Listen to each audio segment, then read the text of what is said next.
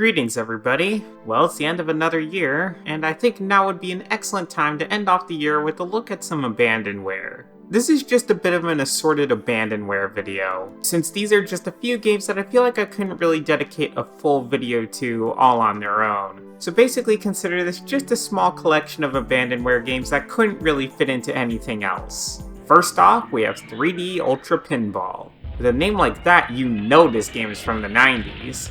Honestly, I find this game quite fun as a pinball game. However, apparently there are certain missions and minigames you're supposed to do in order to win at each table.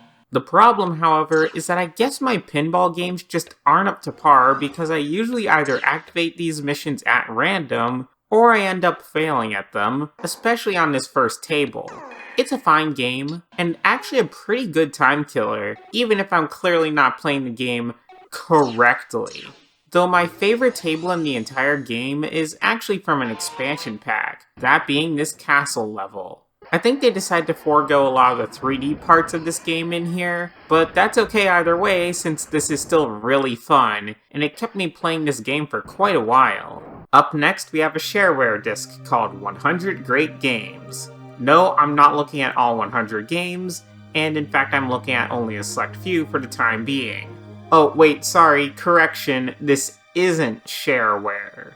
So, what do I call this then? A game compilation? Shovelware would certainly fit the definition of at least some of the games on here. Oh, and you have to install each game separately. Oh boy. First from this disc, we have Astro Ship Evader by Josh Bender. Well, before we start, let's learn a bit more about the game. Okay, never mind then. So here's the problem with this game. It uses the mouse to move the ship. That's a problem because for some reason, no matter how many settings I change, the mouse in the VM acts like the DPI is in the stratosphere, making some games really annoying to play. I think it's dependent upon the screen resolution as well. You get a lot further in 240p than you would in 1080p just moving the mouse once. I will say that some of the MIDI track choices are interesting though, such as this one when you get a game over.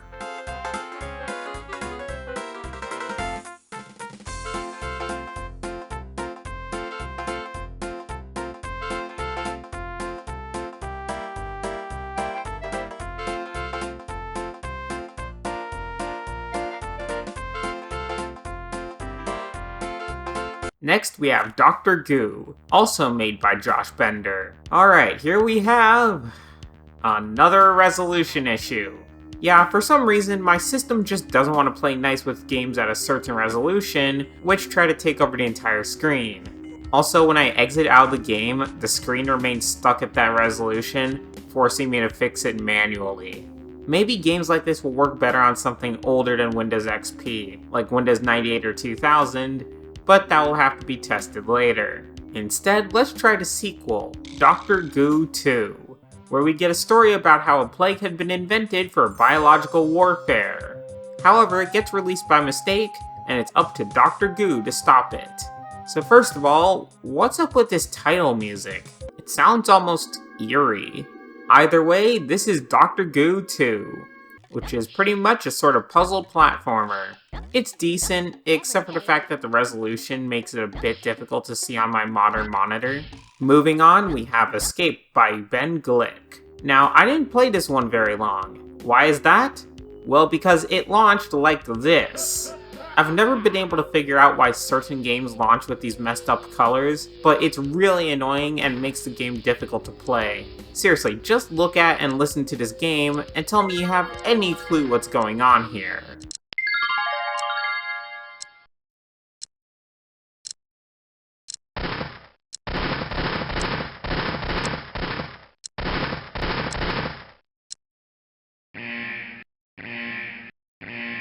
What the fuck? And the weirdest part of all is that when I died, the colors suddenly went back to normal. Unfortunately, I still don't have much clue as to what's going on, but I was able to rescue this guy. The proper colors also helps us see some of these beautiful animations as they were truly intended. Here's E.T.'s Turbo Pig Bash by John Bender again. Now, does E.T.'s Pig Bash have anything to do with E.T. hitting pigs or something? Sorry, no, ET doesn't feature in this game. Instead, you click on pigs to shoot them, and it's just a simple high-score game. It's very bizarre for what it's worth. Now here's an interesting one called Keep Your Cool, made by Gray Altwit, starring Doris the Downtrodden Hen. Unfortunately, I didn't exactly understand what all was going on until reading the instructions, though I will say that this guy coming out of his office just to shout more coffee was actually hilarious for some reason. Apparently this game was made to inform people about ADD, which is actually nice. Alright, and this game is called Laser Age, which sounds super cool, but uh-oh, it's another game ruined by mouse controls! Well, from what I was able to see of the game, it appears to be fun enough. I might play more of it if the controls would actually work for me. This next game is Rally Racers by TC Consulting. Alright, let's see how it...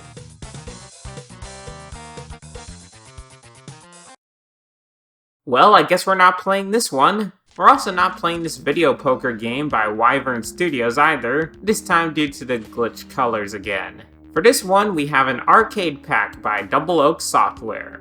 That's right, this disc has layers too, though ultimately I only really played one game, that being Space Pilot, which is a Moonlander clone from what I can tell. And actually a pretty fun one at that. Even though I wasn't very good at it due to the controls not being super intuitive, I played this for a decent amount of time. Here's Super Rebound 3 by... wow, okay, Josh Bender again. It's a Breakout clone with one major issue. The paddle is mapped to the mouse again, which means even the slightest movement sends it into orbit. Sorry, but we have to skip this one too. This game is Jouster by Matt Westfall. By the title, it should be obvious that this is a Joust clone. I've never played Joust though, but from playing this game, it's actually pretty fun. The controls took a bit to get used to, but once I did, it was quite fun. The sounds were admittedly interesting. The fact it takes place in a very odd location, like a mud pit or volcano in the void or something, and a 90s CG all make it a very interesting game to play. Overall though, I actually like this game. And we can't forget the pterodactyl, which explodes when hit. No, I don't know why either. TC Consulting is back, this time with Pop a Hoop. You just have to click to try and get this basketball in the hoop. Not much else to this game, though I wonder who was used for this animation here. Where did this take place? It looks like some sort of arcade-type location. For all we know, this was a Chuck E. Cheese. Or maybe even one that had been converted from a Showbiz Pizza using a concept unification tape. I don't know why I felt the need to mention concept unification in here, I just find that whole thing interesting.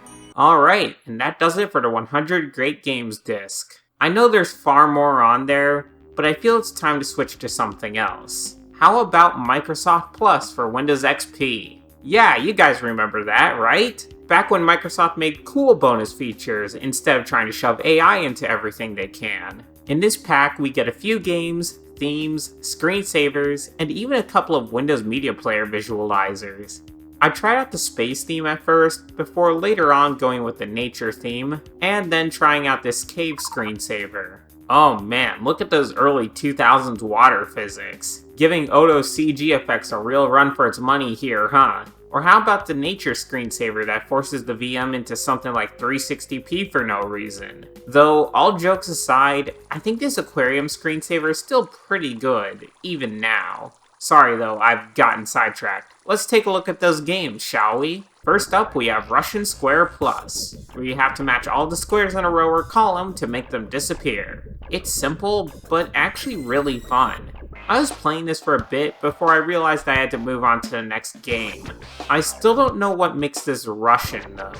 Next we have the Labyrinth Plus, a game where you guide a ball through an overhead tilting maze. This does seem like a good game, but there's a reason I didn't play this very long. Do you want to guess why? Because if you said it relies too much on mouse controls, you'd be right! Seriously though, I have no clue how to fix this mouse speed issue, since I think this is more about the resolution of these games than anything else. And finally, we have Hyper Bowl Plus, with the same mouse control issues as the previous games. That, and this is basically the free trial of another game, so that's annoying as well. Oh, and we can't forget those Windows Media Player visualizers, can we? We have one for Oddworld, Munch's Odyssey, which I haven't heard of until just now, an Undersea one, and one titled Max's Kingdom. And some of these are pretty funny as is with the default Windows XP sample music, but let's see how things look with something a bit more energetic playing.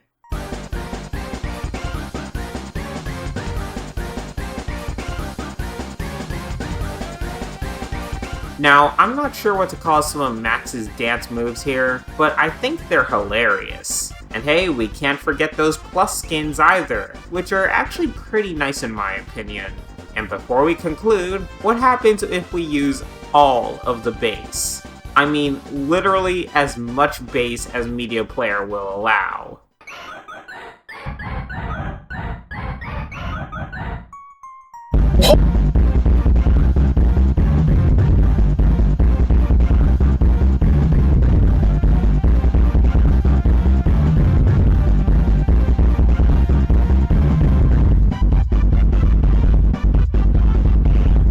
Alright, with the Plus collection out of the way, we still have more games to cover, such as Lost in the Nightmare. Now this game caught my attention in part because of its rather obvious use of Half-Life assets, such as character models. I don't know how that happened, especially since this doesn't seem to be running on Gold Source, but the Half-Life portion piqued my curiosity. As it turns out, this is a point-and-click horror game, but I decided I might as well try it despite that. We play as... well, actually I have no clue because we're not given a name right away, so because of his character model, I'm just going to call him Gordon Freeman.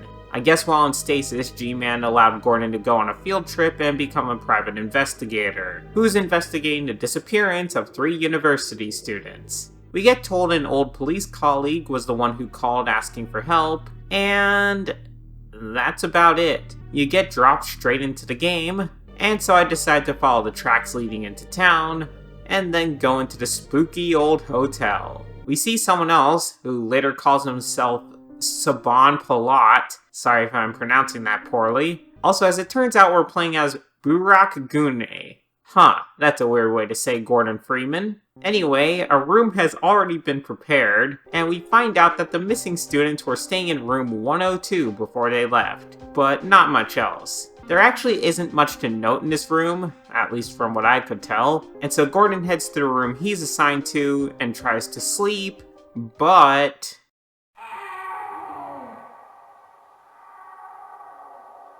I enter room 201, where the odd sounds are coming from, and then find a stone hallway. Also, an unknown voice tells us to be a bit more polite when banging on the door found in here. There's a metal door in here as well, with someone yelling for us to get whoever it is out of there, but without any luck. Oh yeah, also a coffin. It's open to reveal head crab blood. Yeah, this is really showing its Half-Life influences a lot. Also, hey, that metal door is gone now. Not open, mind you, just gone entirely. We go through the now open hallway to find a very creepy dark bedroom with bloodstains. Exiting the room, we then find...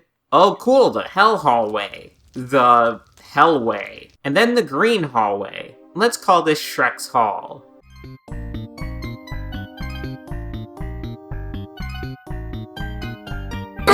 And then... I got stuck here. I'm going to assume that I was just stupid and not that I somehow soft-locked, but I couldn't do much of anything from what I could tell. I still think this is actually an interesting game, though maybe that's just because I like the idea of playing a Half-Life point-and-click game. I might come back to this one at some point. Next is Mechanoid 97, with everything seeming to be in what I can only assume is French. However, I can navigate the installer and the menus well enough to figure everything out. This is a Breakout clone. Not much to write home about, but wow do I ever enjoy the game's theme, visual design, and music. I think I'll play this game as well later on when I'm in the mood for a Breakout clone. For another puzzle game, we have Drop. This is really simple. Essentially, you have to line up 3 drops or more in a horizontal or vertical line. Other drops can also drop into place for combos, You can swap 2 drops around with this selection area, and this game is overall rather simple, but fun all the same. It's sort of like Puyo Puyo, but not quite, in part because you can only merge lines in the same direction. Also, I just want to say that I really enjoy this design. I don't know what exactly to call this. Maybe Dorfic, given the abundance of orange and sleek but glossy look, and this background that looks almost like a subtle wood grain. Whatever it is, it's a really good design. I feared that if this was made today, it would be the most flat and depressing looking thing ever, so I appreciate this sort of design creativity. Oh, the creativity of the 2000s.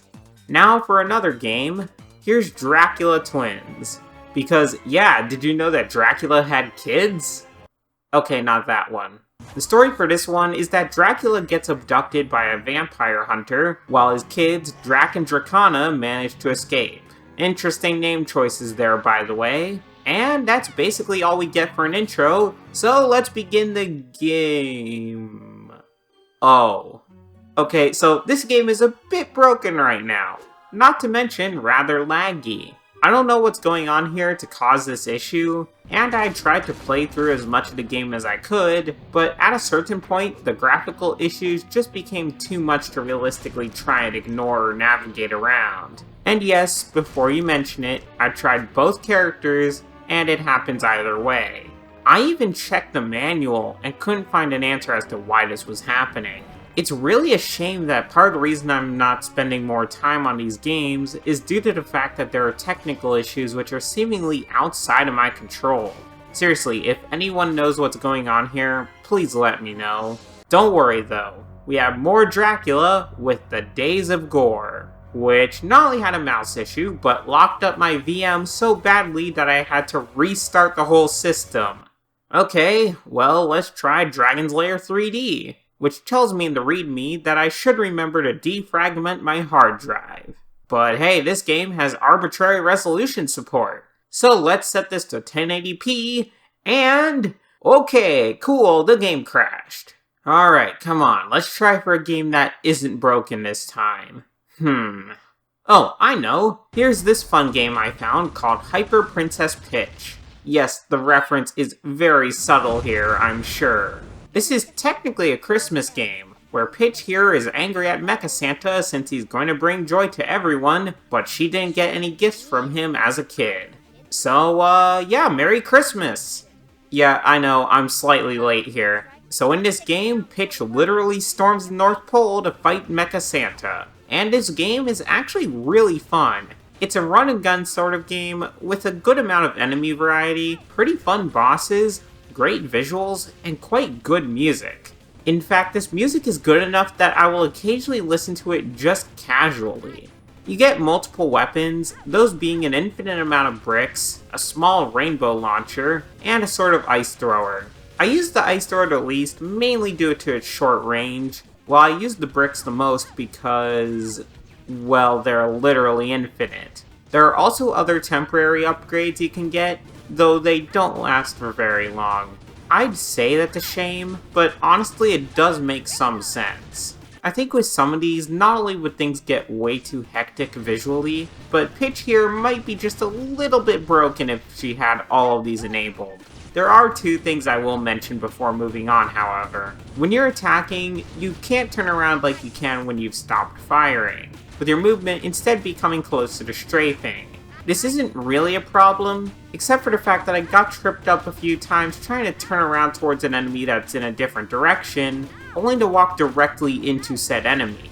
But that's my only real gripe about this game, and even then it's just something I had to get used to. I also want to add that, despite the main goal being to defeat Mecha Santa, he actually isn't the final boss from what I could tell. However, I'm pretty sure there's a specific way you have to go through the game in order to unlock the secret boss, and on a specific difficulty or higher. Speaking of Mecha Santa though, after being defeated, he decided to give Peach a present, which I guess makes up for everything.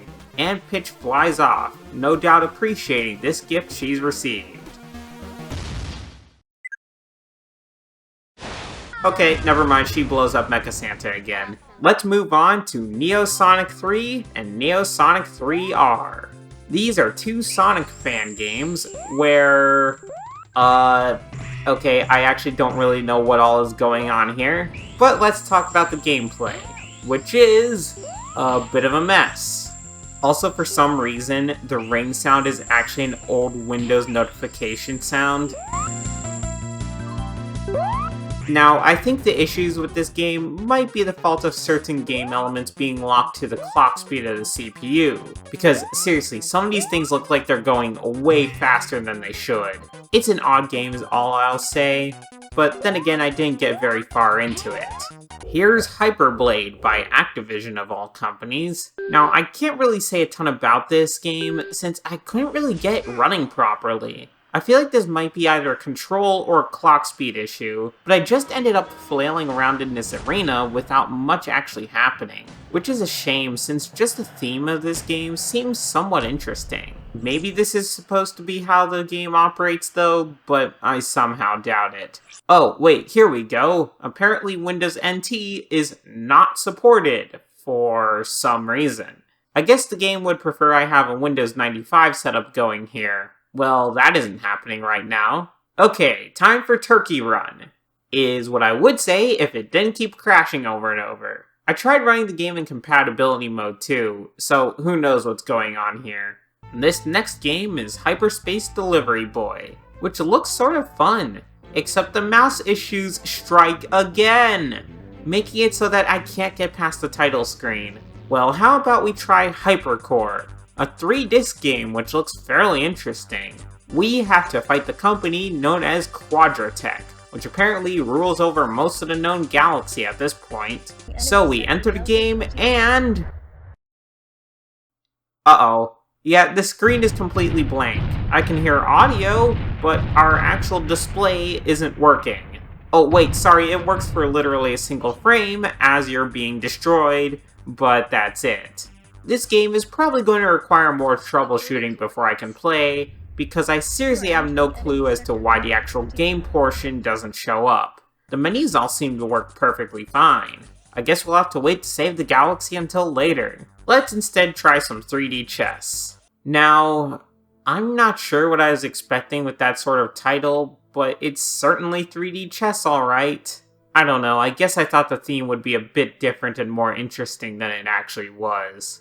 Next is Lyeth World Spiral, another point-and-click game, though unfortunately one with a few issues.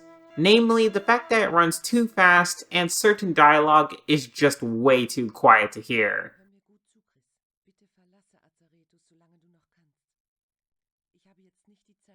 What? Seriously, can you read this? Don't worry, I couldn't either. I even brought out the Windows 98 VM for this one, which luckily made it work. It also meant I could actually see cutscenes that just ended up being skipped earlier. I made some decent progress in this one, but I stopped at a certain point. Point-and-click adventures have never really been my favorite game genre personally. I might come back to this one though, since it does honestly look rather interesting all things considered. Also, because our protagonist's name is Chris.